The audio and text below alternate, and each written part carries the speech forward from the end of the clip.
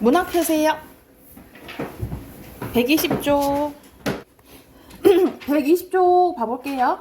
120쪽 보면은 고전소설의 특징입니다. 여기 이제 마지막 부분이거든요. 우리 앞에서 다시 소설, 그리고 어제는 극이랑 수필했죠, 그쵸? 여기서 이제 고전소설의 특징 나오는데요. 먼저 고전소설의 개념 나와 있네.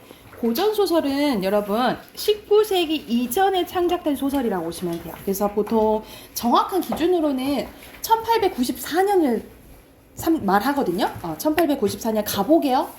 기준으로 이전에 쓰여진 소설이 고전소설, 그 이후로 이제 현대소설 이렇게 얘기를 하는데 막 정확히 이렇게 나누지 않고 그래서 19세기 이렇게 얘기를 많이 해요.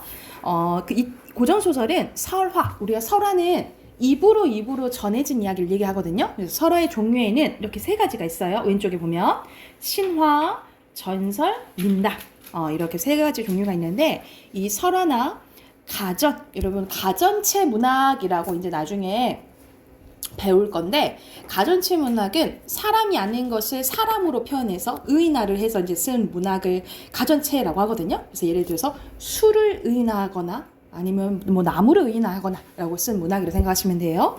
또는 중국 소설의 영향을 받아서 탄생한 게 이 고전소설이라고 보시면 됩니다. 고전소설의 밑에 특징 나와 있는데, 우리 중등 과정에서 계속 고전소설 나오면 항상 갈래 문제 나왔잖아요. 현대소설과 고전소설 이렇게 차이점 이제 문제가 많이 나오는데, 먼저 첫 번째 주제입니다. 주제는 권선징악, 인과응보가 주를 이룬대요. 권선징악이나 인과응보나 다 뭐라 생각하시면 되냐면 착하게 살아라 이 말이잖아, 그치? 착하게 살아라 이 말이고, 유교적 윤리관으로 가정의 화합을 강조합니다. 유교하면은 뭐 생각하시면 돼요? 대표적으로 충과 효, 그렇지. 충효 생각하시면 되고요. 사회제도의 모순과 부정을 비판하는 주제도 이제 조선 후기 때 좀 많이 나타난다라고 보시면 됩니다. 그리고 전체적인 구성은요, 과거 해상이 없어요. 다 시간순이에요. 그래서 이 사건이 일어난 순서대로 전개되는 걸 평면적 구성이라고 하고, 같은 말로 뭐라 하죠? 입체. 그럼 반대인데? 그거는 반대인데? 시간 순.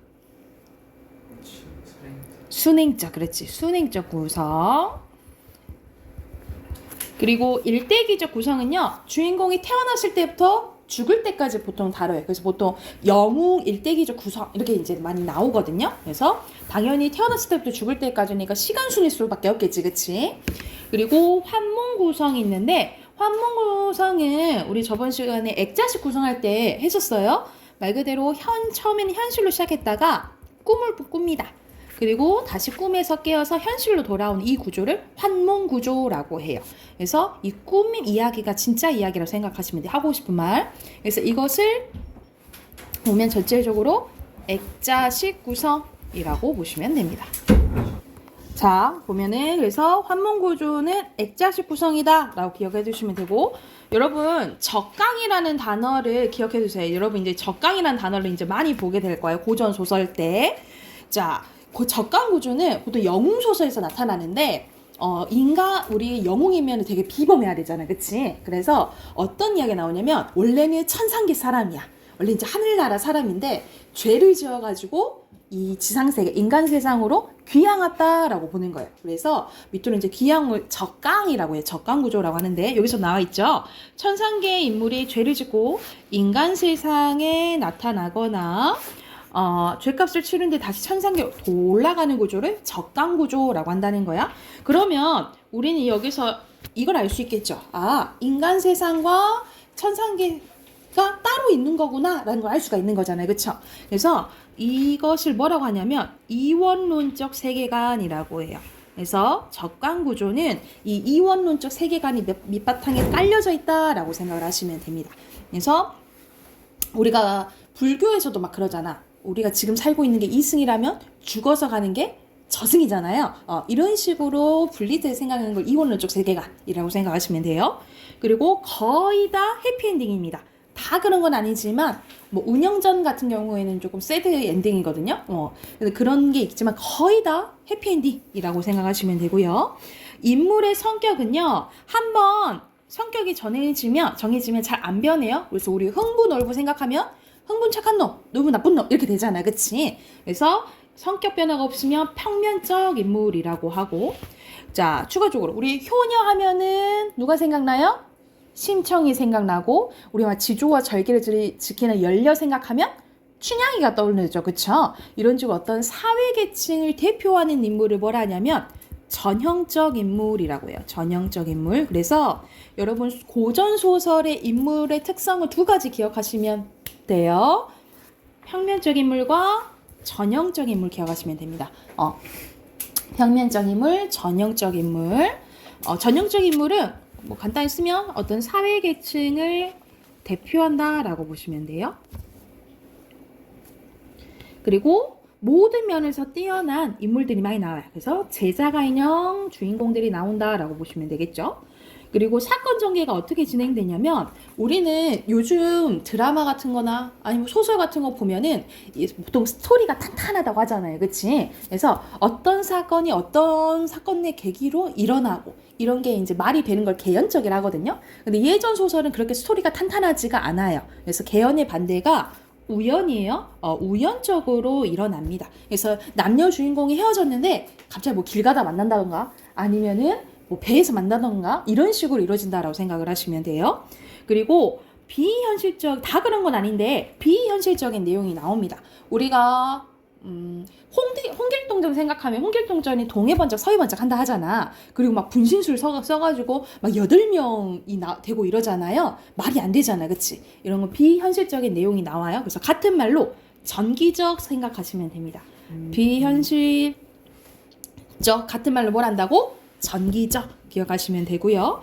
자, 이야기 진행 방식은 어떻게 되냐면 구어체, 말하는 말투보다는 문어체가 많아요. 그러니까 좀 딱딱한, 우리는 지금 뭐뭐 했습니다. 뭐로 다로 끝나잖아, 그치? 근데 그때는 말투가 뭐뭐 하더라, 뭐뭐 하러라, 뭐 이런 말투가 사용됐고, 관습적이고 상투적인 표현, 언어 유희는 말장난이죠? 뭐 과장 같은 해학적인 표현도 나타나고요. 시점은 다 3인칭 전지적 작가 시점이에요. 다 전지적 작가 시점이야. 그래서 내용을 전개하다가 특정 장면이나 작품 밖 서술자의 생각이나 주관적 판단이 작품 속에서 나타나는 그 말 그대로 서술자가 끼어드는 서술자의 개입이 나타나요. 이 서술자의 개입을 뭐라 한다? 편집자적 논평이라고 한다. 이게 고전소설의 특징이라고 보시면 돼요. 현대소설에서 뭐 나타날 수도 있지만 잘 안 나타나요. 그래서 고전소설의 특징은 전지적 작가 시점이고 이 전지적 작가 시점 중에 서술자가 개입하는 부분을 뭐라 한다고? 편집자적 논평이라고 한다고요. 그리고 배경은 중국을 배경으로 해서 환상성과 신비감을 부여하거나 또는 우리나라를 배경으로 해서 사실성을 강조하기도 해요. 그래서 보통 실존 인물이 나오기도 하거든요. 그러면 현실감과 사실감이 높여진다고 생각하시면 되고 영웅소설 같은 경우에는 전쟁인 소설이 많아요. 그래서 배경이 중국인 경우가 많다라고 기억을 해두시면 될 것 같아요. 옆에 개념 연습하기 봐볼게요. 자, 고전소설은 구전되는 이야기, 설화를 바탕으로 한다 했지, 그치? 그러면 내용? 맞겠죠, 그쵸? 그리고 고전소설에서는 유교정윤리관 권선징악 맞죠, 그쵸? 그리고 주로 뭐라 했어요? 3인칭 전지적 작가 시점이라 했잖아요, 그치? X라고 보시면 되고, 자, 밑에는 김시습, 우리 이제 고전소설 하면 대표적인 김시습 작품이 많이 나오거든요. 만복사 저포기라는 작품입니다. 만복사는 절 이름이고요. 저포는 놀이 이름이라고 생각하시면 돼요. 자, 스토리가 뭐냐면 전라도 남원에 양생이란 노총각이 일찍이 부모를 여의고 만복사라는 절에서 살고 있었대. 근데 어느 날 법당에서 이 저포를 던지는 게임이 있는데, 막 놀이가 있는데 자신이 이기면 좋은 배필을 달라고 이제 부처님께 빈 거예요. 이 놀이에서 양생이 이겼고 양생은 아름다운 한 여인을 만나게 됩니다. 근데 이 여인이 알고 봤더니 이 세상 사람이 아닌 죽은 여자였다는 거야. 그래서 여인은 외구에 침입돼 죽은 처녀의 환신이었다. 여인은 양생을 융숭하게 대접하고 사흘 뒤 양생이 돌아가게 되었을 때 그런 증표로서 은잔 한 개를 줘요. 그러니까 이거는 전체적으로 말이 돼, 안 돼? 안 되잖아. 그래서 비현실적인 요소가 많다라고 생각을 하시면 돼요. 자, 양반이 타고 가던 말을 즉시 멈추고 양생에게로 가서 그 은잔 어떻게 가지게 되었니? 라고 이제 얘기를 한 거야. 양생은 그 전날 여인과 약속한 일을 빠짐없이 그대로 얘기했다. 그 양반은 놀랍고 의아하여 한참 멍하니 서 있다가 얘기하기를 그 양반이 뭘 하냐면 내 팔자가 불행하여 스라에 오직 여식 하나밖에 딸아이가 하나 있었는데 외고의 난에 그마저 빼앗기고는 미처 정식으로 장례리치를 못하고 개념사 곁에 묻어두고는 머물거리다 지금까지 이르렀네. 그러다 보니 오늘이 벌써 대상인지라 부모된 도리로 보련사에 재라도 올릴까 해서 가는 길이네. 자네가 정말 그 약속대로 하려면 조금도 의아하게 생각지 말고 내 여식을 기다려서 함께 오게. 그 얘기 들어보니까 자기 딸 얘기 같은 거야. 그래서 그러면 우리 딸 데리고 와줘 라고 얘기를 했다 이 말이죠. 말을 마치고 양반은 먼저 보련사로 향하였다.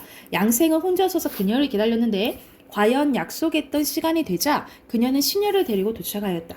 두 사람은 서로 만나 반갑게 손을 잡고 절로 향하였고 그녀는 먼저 절 문을 지나 법당에 올라 부처님께 예를 드리고는 곧 흰 휘장 안으로 들어갔다. 그러나 그녀의 친척들과 승려 중 그녀를 본 사람이 한 명도 없었고 양생만 보았다라는 거죠.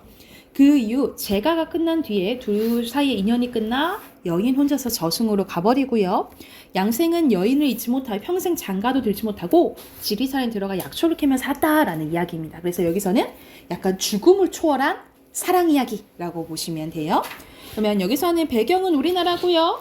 시간 순서대로래. 그 무슨 구성? 그렇죠. 평면적 구성이고요. 이승의 남자와 저승의 여인의 무슨 이야기? 사랑 이야기. 그렇지. 사랑 이야기를 형상화했다라고 보시면 되고요. 말이 안 된다 했잖아. 비현실적 같은 말로 뭐라 했죠? 전기. 그렇지. 전기 써놓으시면 됩니다. 알겠을까요? 뒤로 넘겨서 우리 한 장만 더 해볼게요. 자, 여기서는 이제 고전 소설의 종류가 나와 있는데 대체적으로 초반에는 한문 소설이 많아요. 말 그대로 한글 소설도 있지만 최초의 한글 소설은 홍길동전이거든요. 그래서 그 전엔 거의 이제 한문 소설이라고 보시면 되는데 전기 한문 소설은요 설화적 단순성을 지향하고 허구성을 갖춰 이 내용과 형식을 발전시켰다. 그러니까 단순히 이 설화 이야기와 다른 면모를 보이려고 노력했다라고 보시면 됩니다. 그래서 앞에서 말했듯이 제자가 인형 인물들이 주로 주인공을 드러나고요. 전기적인 요소가 많이 나타나요. 그리고 작품 속에 한시가 많이 등장하게 되는데 우리가 한시가 들어가는 것은 조금 효과가 있거든요. 그 효과를 묻는 문제가 서술형으로 가끔 나와요. 그래서 예를 들어서 여러분 생각을 해봐. 우리 소설은 줄거리잖아. 줄거리 형태로 쭉 있는 것보다 중간에 시가 들어가는 게 조금 더 약간 덜 단조롭겠죠. 그쵸? 그래서 이 한시 효과는요, 조금 단조로움을 없애주고, 줄글의 단조로움을 조금 없애주고, 없음이 아니라 없애주고, 그리고 그 인물의 감정을 담는 경우가 많거든요. 왜 그래? 그래서 인물의 정서를 압축적으로 조금 표현하기도 한다라고 보시면 돼요. 이게 이제 시의 효과라고 보시면 됩니다. 간단히 두 가지 써놓으시면 될 것 같아요. 그리고 후기 때는요. 지식인으로서 사회적 책임을 자각한 실학자, 우리가 이제 중국으로부터 실학 사상이 들어오거든요. 우리 박지원의 양반전 할 때, 또 허생전 할 때 실학 사상 들어봤지, 그치? 사회의 모습을 비판하는 이제 작품들이 다수 창작되는데 실학자들이 추구하던 현실적과 실리적인 특성이 드러나요. 그래서 양반인데도 불구하고 양반을 비판하는 소설을 쓰게 돼요. 그게 대표적인 박지원의 아까 말했던 허생전과 양반전 뭐 이런 것들을 생각하시면 되겠죠. 그리고 군담 소설이 나와 있는데 군담 말 그대로 군대 생각하면 되겠지. 전쟁 소설이라 생각하시면 돼요. 뛰어난 주인공이 전쟁에서 활약하여 위기에 빠진 나라를 구하고 왕에게 충성을 다하는 내용이 나옵니다. 그리고 선과 악의 대립이 뚜렷하고 충과 의라는 유교적 가치관과 권선징악의 주제를 전달하는데 이 전쟁 소설이 나오면 그 안에 영웅이 나올 수밖에 없어요. 그래서 이 군담 소설은 거의 영웅 소설이라고 생각을 하시면 돼요. 주인공의 영웅적 삶이나 활약을 그린 소설로 대개 주인공의 기이한 출생, 비범한 능력, 시련을 극복하는 서사 구조인데 이건 이제 옆에서도 하겠지만 이거를 이제 영웅 일대기적 구성이라고 해요. 또는 구조라고 하는데 이거는 한 번씩 했을 거예요. 이 영웅 일대기적 구성은 총 7단계라고 생각하시면 되거든요. 이건 어디서 나왔냐면 이 고구려를 세운 사람이 누구죠? 주몽이죠. 그쵸? 이 주몽 신화를 기반으로 만들어진 게 이 영웅 일대기적 구성입니다. 그래서 우리 주몽 신화를 이제 떠올려 보면 주몽은 해모수의 아들이죠. 그쵸? 그래서 뭐 하늘의 아들, 바다의 아들 뭐 이게 얘기를 하는데 그래서 피가 좋아야 돼. 피가. 그래서 첫 번째 고귀한 혈통을 가져야 됩니다. 고귀한 혈통을 가져야 되고 그리고 보통 사람과는 달라야겠지. 그치? 우리 주몽이 어디서 태어나죠? 그렇죠. R에서 태어나요. 그래서 두 번째 기이한 탄생입니다. 기이한 탄생. 그리고 능력이 좋아야 돼. 주몽은 말을 잘 타고 활을 잘 쏟아야죠. 그쵸? 그래서 비범한 능력을 가지고 있어야 됩니다. 비범한 능력.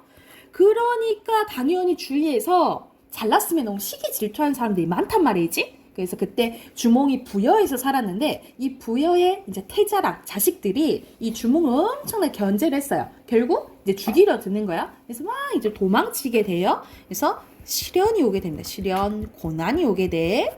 근데 이거를 자 조력자의 도움으로 극복하게 됩니다. 그래서 막 주몽이 도망가는데 앞에 물이 있어. 그랬더니 내가 해모수 아들이다!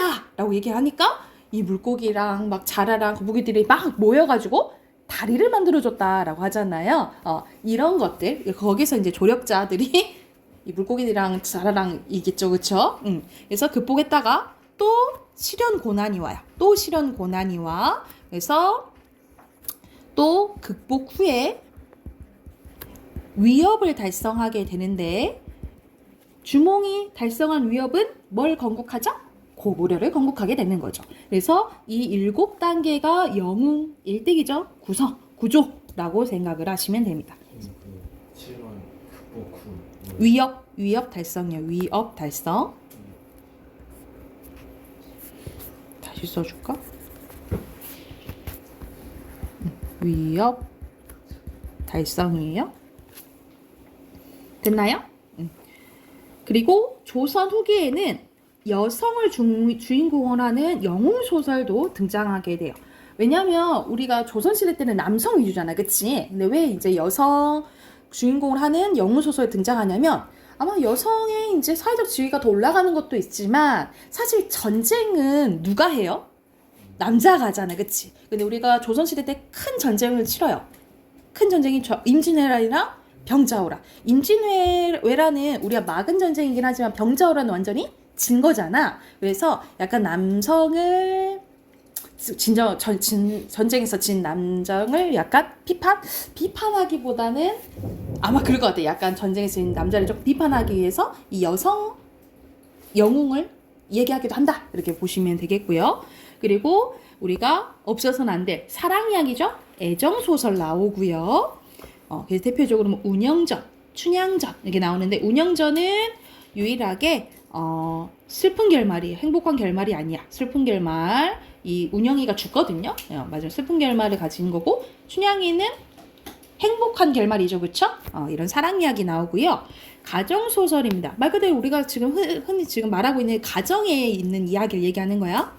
부모와 자식 그리고 남편 간의 형제와 자매 사이의 갈등과 불화 등 가정에서 일어날 수 있는 사건을 주요로 삼습니다. 그래서 등장인물을 주요로 가족 구성원으로 한정되며 유교적 윤리관을 바탕으로 전개되는데 대표적인 게 사시남정기, 장화홍련 이야기 들어봤죠, 그쵸?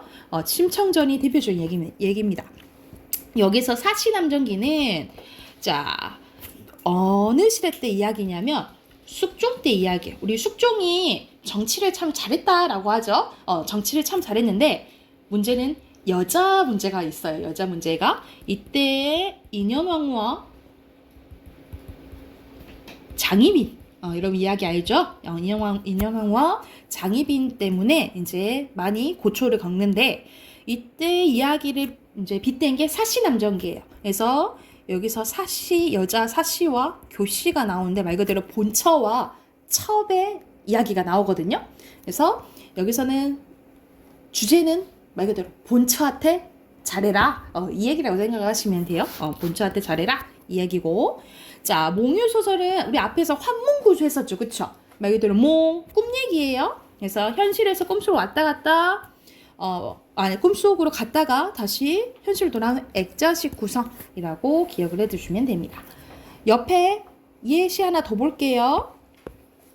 여기서는 홍계월전 나오는데, 이것은 대표적인 여성 영웅소설입니다. 이건 여성 영웅소설이에요. 그래서 앞부분 줄거리 보면, 부모를 잃은 계월은 여공에게 구출된 후 이름을 평국이라고 고치고, 여공의 아들 보국과 한 스승 밑에서 함께 학문을 배워 과거에 급제하게 됩니다. 어떻게 여자가 과거에 급제하겠어? 말대로 이 계월이 평국으로 남장을 합니다. 그래서 남장을 해가지고 과거 급제하게 된 거야. 근데 얘가 능력이 너무 뛰어나. 그래서 원수가 돼요. 그래서 가장 높은 장군이라고 생각하시면 되겠죠. 계월이 원수가 되고 그의 남편이 되는 보국이 부원수가 되는 거예요. 이를 평정하고 계월은 잃었던 부모를 찾게 되는데, 그 후 계월이 병이 나자 황제는 어이를 보내게 치료하게 합니다. 어이는 계월이 여자일 가능성이 있다고 황제에게 아뢰입니다. 우리가 보통 예전에 어이들은 이렇게 진맥을 보잖아요. 그러면 이제 여잔지 남잔지가 이제 좀 드러나는 거지. 이때 평국이 병세 처차 나음에 생각하되 소 생각한 거야. 어이가 내 맥을 보았으니 본색이 탈로 날지라.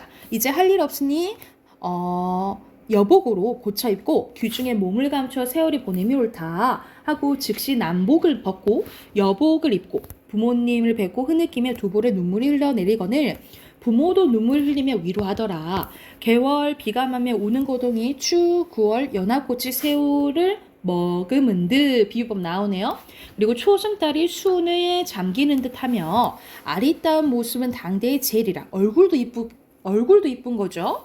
이때 개월이 황제께 상소를 올렸거늘 황제가 보시니 한림학사 겸 대원수 좌승상 주후 평국은 머리가 땅에 닳도록 거듭절하며 아래옵니다. 신첩이 5세 이전에 장사랑 별난의 부모님이 잃었고 도적 맹기를 만나 수중 고온이 되어올 것을 여공의 덕으로 살아나왔사오나 일념을 생각해온즉 여자 행세가 하여서는 귀중에 늙어 부모의 고를 찾지 못함이 되었고로 여자 행실을 버리고 남자의 복세가 하와 황상을 속였고 조정에 들어사오니 신첩의 죄 죽어도 아깝지 않으며 큰 벌을 각오하고 있기에 유지와 인수를 올리나옵나이다.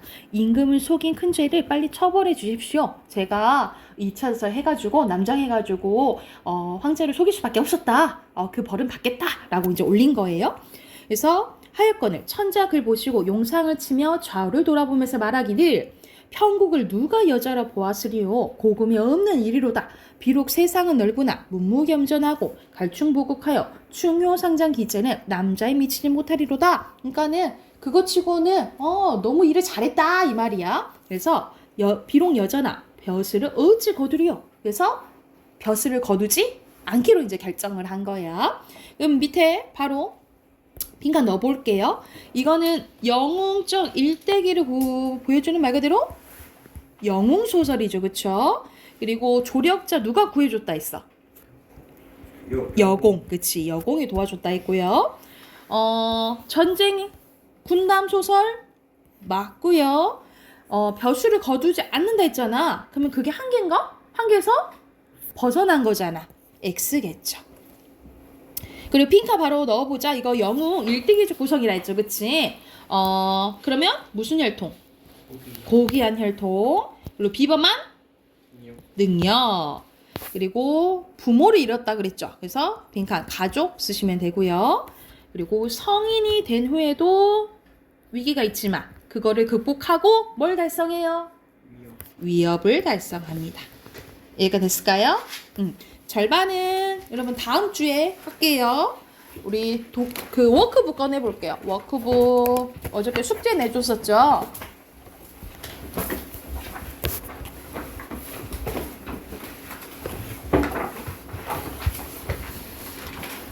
(16페이지) 펴시면 됩니다.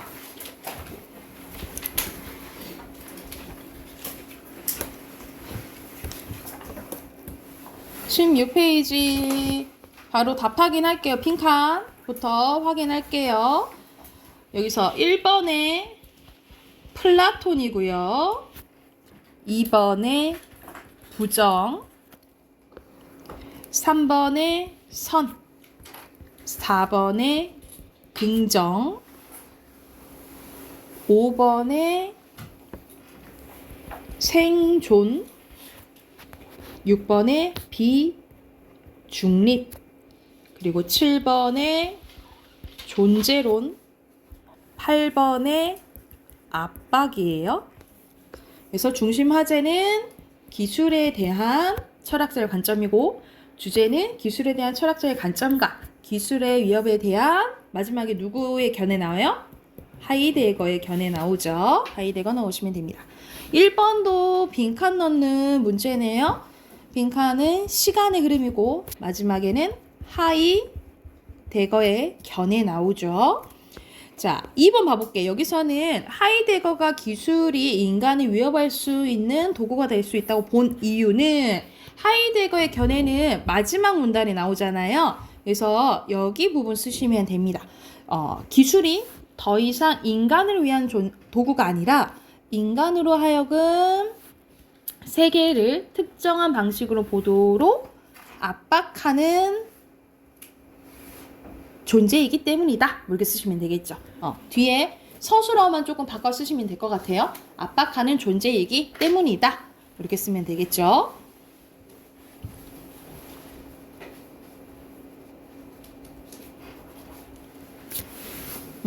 여기 부분 쓰시면 되고요. 자, 3번은 항상 이렇게 어휘 문제 나오네, 그치? 바꿀 수 있는 단어가 아닌 것은 여기서는 5번입니다. 5번이에요. 여러분, 구성한다는 건 어떤 거 이루어져 있는 걸 얘기하는 거잖아. 조합을 이렇게 합쳐서 얘기하는 거죠, 그쵸? 자, 뒤로 넘기면 음악 문제가 나오네요. 이것도 핑칸 바로 넣어볼게요. 1번에 오선, 2번에 개명, 그리고 3번에 음자리표, 4번에 맨 앞이에요, 앞. 그리고 5번에 저음, 6번에 낮은 음자리표, 그리고 7번에 중앙, 8번에 고음입니다. 그래서 중심 화제는 음자리표의 종류예요. 9번에 종류 쓰시면 됩니다. 자, 4번에는 내용 일치 문제. 여기서 알맞지 않은 것은, 여기서는 이 5선의 개념과 표기 이런 것들 나오잖아, 그치? 변화 과정 없어요. 5번이고요. 그리고 5번에 알맞지 않은 것은, 여러분 여기 봐봐. 가장 오래된 게 낮은 음자리표라 했어요. 그리고 높은 음자리표는 가장 나중에 생겼다 했잖아. 그래서 5번에 3번입니다. 그리고 6번에 보면요. 이건 A 부분을 봐야 되는데, A 부분에 보면 C의 중앙 부분이 1번에 걸리면 1번 줄이 C4가 된대. 그러면 여기 지금 걸렸잖아. 그치? 그러면 여기가 뭐가 되는 거야? C4가 되는 거야. 그러면은 3, 4번 중에 하나예요. 그쵸? 3, 4번 중에 하나야. 그런데 여기 1문단 보면 C는 도에 해당된다 그랬어요. 그러면 C가 뭐가 돼야 되는 거야? 도가 돼야 되는 거죠. 그쵸? 그래서 4번입니다. 6번에 4번이에요. 이해 됐을까요? 뒤로 넘겨서 여기는 오늘은 4대2 쭉 풀어볼게요. 자, 여기서는 이제 비교와 대조, 분류하는 부분이에요. 그래서 아마 첫 번째 지문은 우리 한번 봤던 거고, 두 번째 거는 처음 보는 걸 거거든요. 그래서 여러분 20페이지부터 25페이지까지, 25페이지까지 쭉 풀고 답 확인해 볼게요.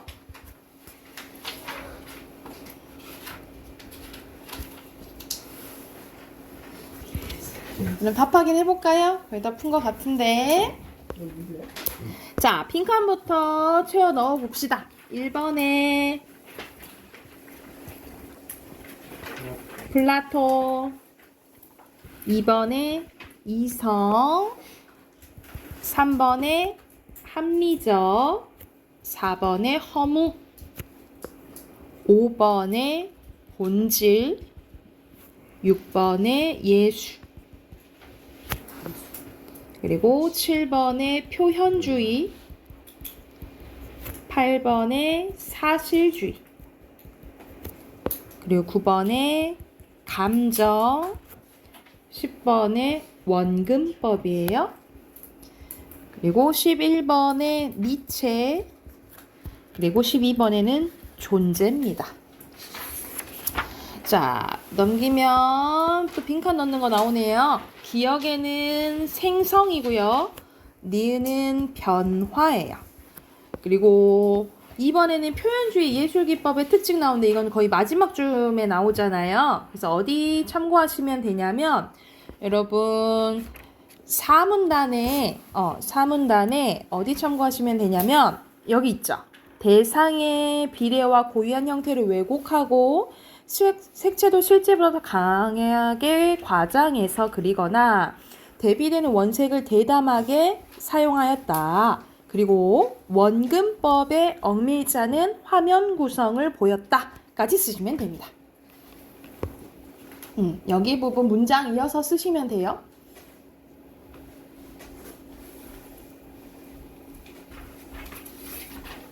됐죠? 자, 3번에 또 어휘 문제 나왔네요. 여기서 적절하지 않은 것은 3번입니다. 온전하고 보호하여 유지한다 라는 거는 보전이에요. 여러분, 회복은 뭐야? 원래 상태로 돌아가는 거 얘기하는 거죠. 자, 그 다음 거 두 번째 질문도 빈칸 넣어볼게요. 1번에 개체화, 2번에 공통 인식, 그리고 3번에 가속화, 4번에 이해 관계예요. 그리고 5번에 과학 기술. 민영아 확인하자. 그리고 6번에 위험 사회. 그리고 7번에 성찰적 근대화. 8번에 액체 시대. 그리고 9번에 잉여인간. 그리고 10번에 자기 방어입니다. 그리고 주제에 있는 11번 개체화 현상이에요.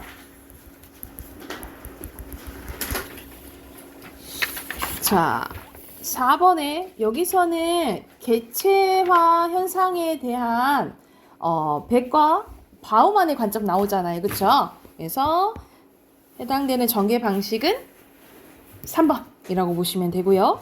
그리고 5번에 보면은 답이 다 맞는 것 같은데? 라는 생각이 들어요. 왜냐면 내용이 거의 다 나와. 근데 알맞지 않은 것은 2번이에요. 2번에 보면은 요거에 대한 내용이 어느 문단에 나오냐면 여러분 이 문단 보면은 그 내용이 나와요. 근데 보면 어떤 내용이 나오냐면 그냥 개인에 대한 국가의 통제력이 현저히 그냥 약화되고 있다 라고 나오지 그 상관관계가 나오지는 않아요.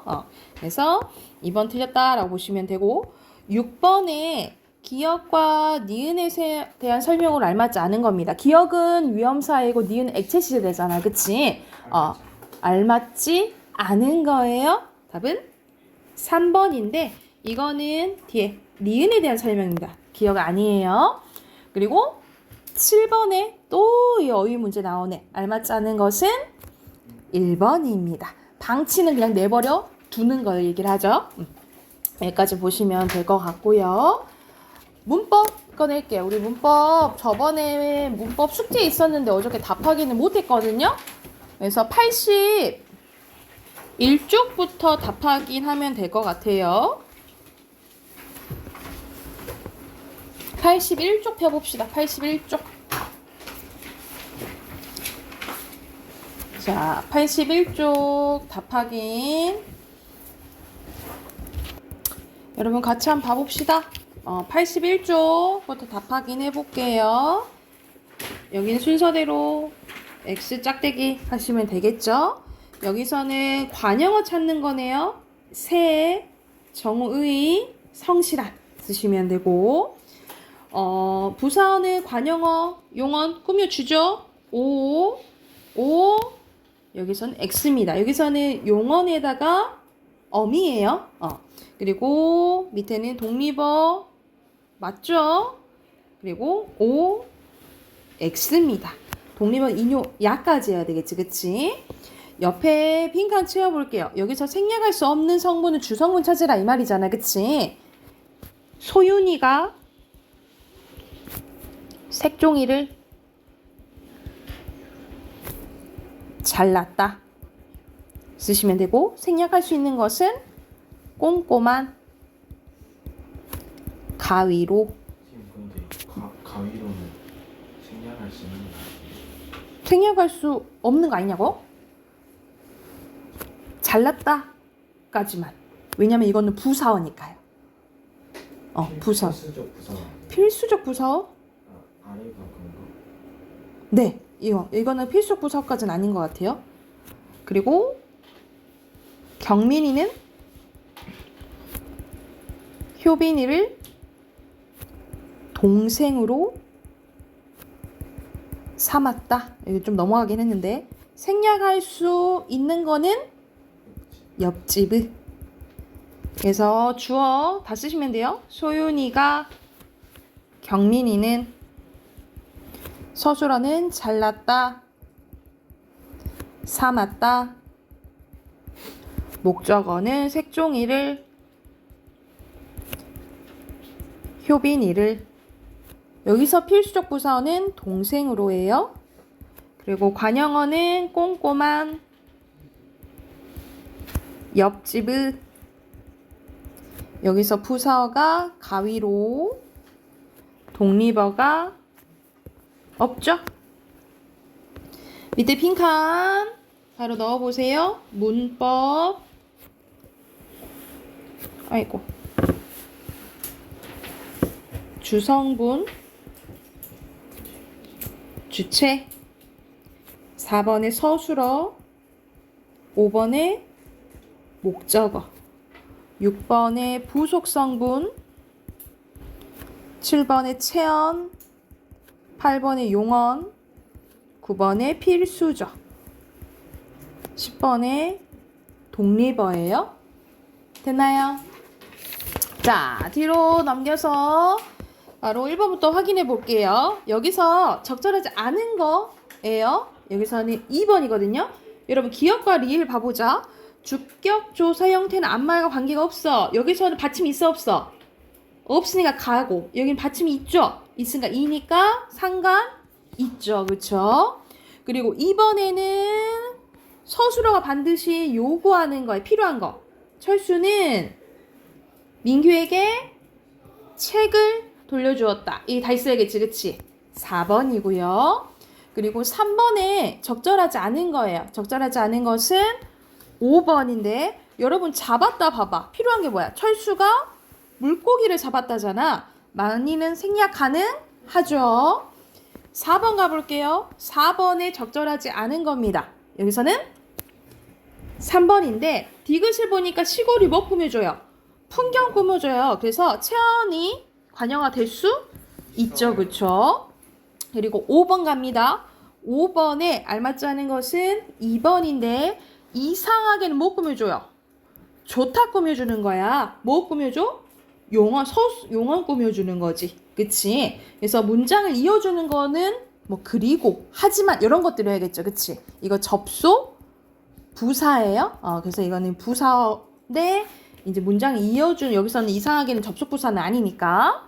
그리고 여러분 3번 가보자. 선생님이 항상 얘기하는 게 문장 성분이랑 품사랑 구별할 줄 알아야 된다고. 자, 먼저 문장 성분 봐볼게요. 관형어예요. 관형어죠. 그치? 부사어고 부사어야. 그러면 기역, 니은, 디귿, 리을이에요. 그쵸? 그리고 B는 품사야. 새롭다잖아. 형용사죠? 새는 그냥 새야. 관형사야. 형태가 바뀌는지 안 바뀌는지 봐야 돼요. 품사는. 빠르다죠? 형용사야. 빨리는 부사야. 그래서 답은 2번입니다.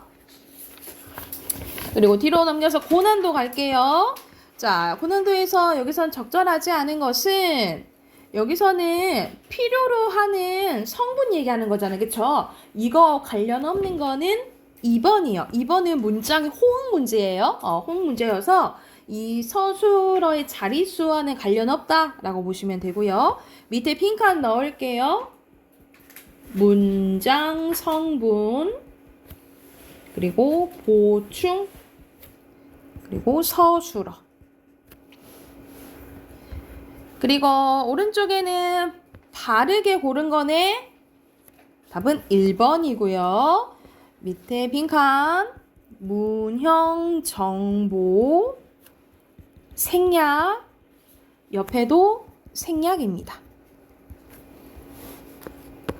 그리고 85쪽 빈칸 먼저 넣을게요. 여기서는 직접 구성 요소인데 여러분 이제 단어를 보고 여러분이 분석할 줄 아셔야 돼요. 그래서 어떤 게 먼저 합쳐지고 결과적으로 무슨 단어인지를 보셔야 되거든요. 그래서 이런 거는 쉽지. 민물고기는 크게 민물과 고기로 나눌 수 있는 거고, 그리고 민, 물, 고기 이렇게 이게 분석하는 게 직접 구성 요소예요. 오른쪽에 존재, 그 다음에 의미, 주어, 서술어입니다.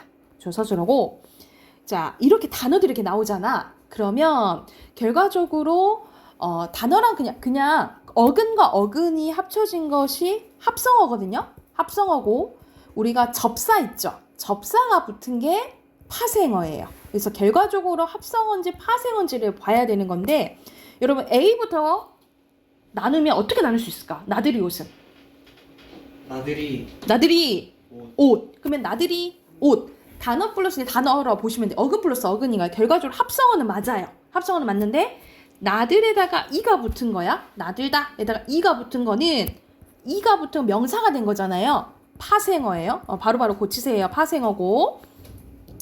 눈웃음은 쉽죠? 눈 플러스 웃음이겠지, 그치? 근데 어근 플러스 어근이니까 합성어는 맞아요. 근데 웃음은 웃 플러스 음이잖아. 그럼 명사가 된 거니까 파생어예요. 답 2번이네. 근데 나머지 것도 해볼게. 여러분, 기본형이 높다잖아. 근데 드높다에다가 이가 붙은 거야. 그러니까 원래 드높다는 드가 접사거든요. 그럼 얘가 파생어예요. 파생어. 근데 드높이다. 뭔가 드높게 하다 이 소리잖아. 그러면 사동이 올라간 거든.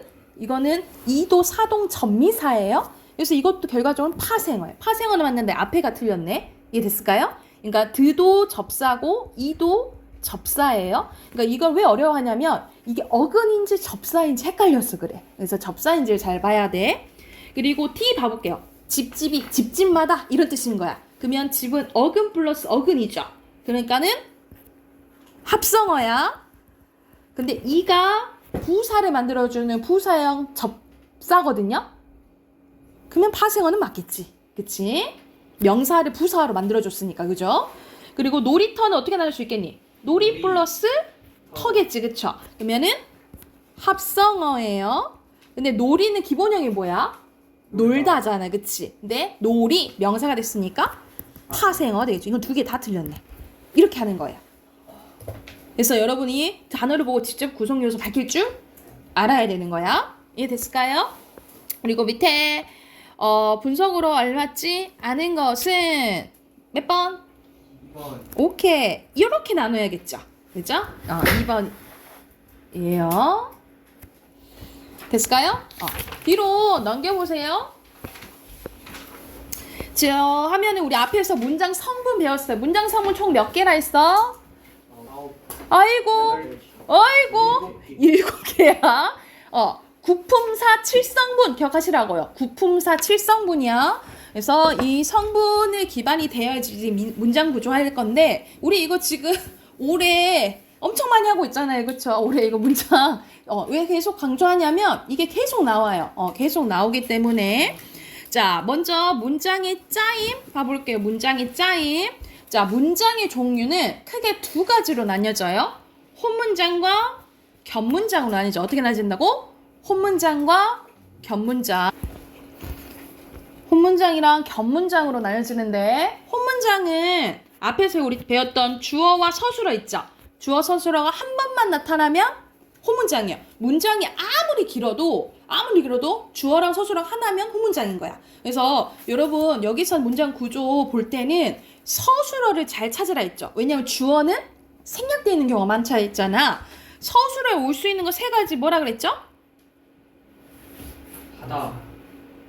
동사, 형용사, 서술격 조사, 뭐 온다 했어? 이다 온다 했어요. 그래서 동사, 형용사, 서술격 조사, 이다 이거의 개수를 찾아야 돼요. 그래서 아무리 문장이 길어도 여기가 하나 나왔으면 혼문장, 2개 이상이면 뭔 거예요? 겹문장이라 생각하시면 돼요. 그래서 여러분 서술어를 잘 찾아야 돼. 서술어 개수를 잘 찾으셔야 돼요. 자, 봐봅시다. 그러면 겹문장은 주어 서술어가 2번 이상 나타나는 거라 했죠. 그쵸? 그래서 여기서는 두 가지로 나뉘어지는데 이어진 문장과 아는 문장으로 나뉘어져요. 이거를 나누는 이제 기준은 결합 방식입니다. 결합 방식에 따라서 이어진 문장과 아는 문장으로 나뉘어진다라고 보시면 되고요. 자, 먼저 이어진 문장 해볼게. 우리만 했으니까 후다닥 해볼게요. 자, 이어진 문장은 말 그대로 주어 서술어 관련된 주어 서술어 연달아 오는 거야. 그런데 이것을 어떻게 이제 결합하냐에 따라서 그 의미 관계에 따라서 이렇게 나누는 이 기준은 의미 관계예요. 의미 관계 옆에 써놓을게요. 이렇게 나누는 기준은 의미 관계야.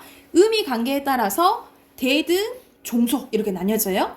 대등은 말 그대로 같은 등급이야. 그래서 두 문장을 바꿨을 때 앞뒤 문장을 바꿨을 때 의미 변화가 없다 그랬어. 그쵸? 그러면 종속은 앞 문장이 약간 뒷 문장을 수식하는 구조예요. 그래서 앞뒤 문장을 바꿨을 때 의미 변화가 있거나 아니면 이상한 문장이 된다라고 생각을 하시면 돼요.